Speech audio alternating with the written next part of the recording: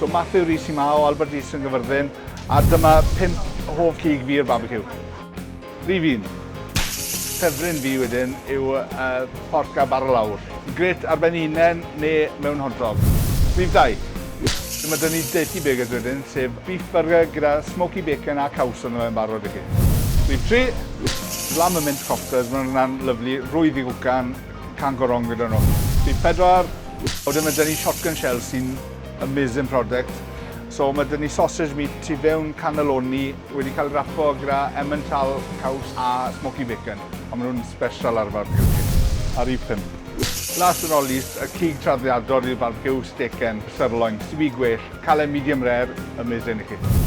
Na'r 5 hoff barbecue meat fi. Dewch lawr fan ni, Albert Rhys yn Farchnad Gyfyrddin, a ewch etre mwynhau nhw yn eich gardd gytre.